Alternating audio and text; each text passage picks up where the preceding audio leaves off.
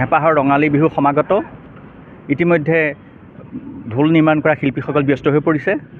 অসমৰ বিভিন্ন প্ৰান্তৰ লগতে দেৰগাঁৱতো ঢোল নিৰ্মাণ কৰা শিল্পীসকল দিনে ৰাতিয়ে ঢোল নিৰ্মাণত তথা ঢোল মেৰামতিৰ কামত ব্যস্ত হৈ পৰিছে।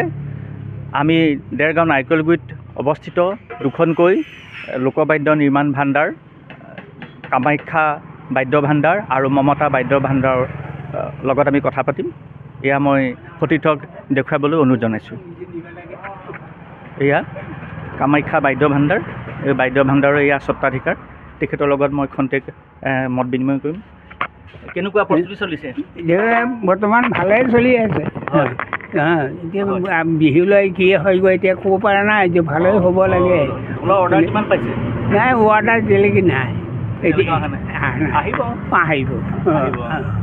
আৰু ইয়াতো অন্যান্য কৰ্মচাৰীসকল আছে, তেখেতসকলৰ লগতো মই খন্তেক কথা পাতিম। কেনেকুৱা অনুভৱ আপোনাৰ? কেনেকুৱা অনুভৱ কৰি আছোঁ, হ'ব বাৰু, আশা কৰি আছোঁ। অৰ্ডাৰ পাম বুলি আশা কৰিছে? অৰ্ডাৰ পাম বুলি আশা কৰি আছোঁ আৰু। হয় হয়, ঠিক আছে। আছে তেখেতৰ লগতো মই। আপোনাৰ অনুভৱ ভালেই বাৰু। ভালেই কাম চলি আছে? কাম চলি আছে।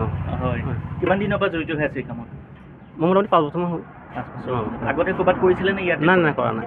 ইয়াতে কৰে? ইয়াতে কৰি আছোঁ। কৰি ভাল পায়? নাই, তোমাৰ ভালেই লাগে। ঠিক আছে।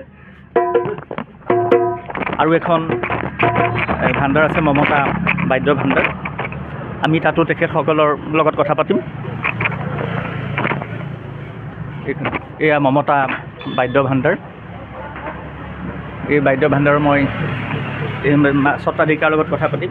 কওকচোন দাদা, বিহুৰ কাৰণে কেনেকৈ প্ৰস্তুতি চলাইছে? এয়া চলাই আছোঁ, আৰু এতিয়া বিহু আহিব, আৰু এতিয়া ঢোল বনাই আছোঁ, আৰু মানে আৰু আহিব, আৰু বনাম। সময় আছে এতিয়ালৈকে, বহুত সময়ে আছে বাৰু। আজি 4দিনমান গৈছেহে, মানে 4দিন গৈছে, আৰু বনাই থাকিম আৰু যিমানটো পাৰোঁ। আগৰ বিগত বছৰবিলাকত অৰ্ডাৰ বহুত পায়? এতিয়ালৈকে সিমানটো অৰ্ডাৰ নাই অহা বাৰু, মানে আহিব, সময় আছে এতিয়ালৈকে, মানে বনাই থাকিম আৰু যিমানটো পাৰোঁ। আহে অৰ্ডাৰ বাৰু, সময় আছে এতিয়ালৈকে, ধেৰ সময় আছে বাৰু, দিম বাৰু। আপোনালোকৰ কৰ্মচাৰী সংখ্যা বিহু যিহেতু সমাগত, যথেষ্ট অৰ্ডাৰ আহিব পাৰে, কৰ্মচাৰী সংখ্যা বঢ়াইছে? নাই, এতিয়া কম হৈ আছে, এতিয়া আহিবহে, সময় হৈছেহে। মানে 15 দিনমান গ'লেহে ৰাইজৰ উজানটো উঠিব। মানে এতিয়ালৈকে উজানটো নাই উঠা নহয়। চ'ত মাহত 15 দিন যাব লাগিব, তেতিয়াহে উজানটো উঠিব। মানে বনাই থাকিম আৰু যি পাৰোঁ আৰু, কিমান কৰিব, ভাগৰো লাগি যায় আৰু মানে। আৰু দুজনমান শিল্পী লগ কৰিম। আপোনাৰ কেনেকুৱা অনুভৱ? এয়া কাম চলাই আছোঁ আমি। হয়, কিমান দিনৰ পৰা কৰি আছে? আমি 10-12 বছৰ কালৰ পৰাই আমি কাম কৰি দিওঁ। এইটো কামেই কৰি, এইটো বিদ্যাই কৰি আছোঁ আমি। দেৰগাঁও নাৰিকলগুৰিত এই কাম কৰি ভাল পায়? ভাল পাওঁ, হয়। ঠিকে আছে দিয়ক, হ'ব। হয়, মই ইতিমধ্যে নাৰিকলগুৰিত অৱস্থিত কামাখ্যা বাদ্য ভাণ্ডাৰ আৰু মমতা বাদ্য ভাণ্ডাৰৰ তেওঁলোকৰ স্বত্বাধিকাৰ আৰু কৰ্মচাৰীসকলৰ লগত কথা পাতিলোঁ। তেওঁলোক ইতিমধ্যে, আৰু যিহেতু বিহুলৈ আৰু কিছুদিন বাকী আছে, গতিকে অৰ্ডাৰ তেওঁলোকে যথেষ্ট অহাৰ আশা কৰিছে। আমিও আশা কৰিছোঁ তেওঁলোকে যথেষ্ট অৰ্ডাৰ পাওক, তেওঁলোকে এই শিল্প কৰ্ম চলাই যাওক।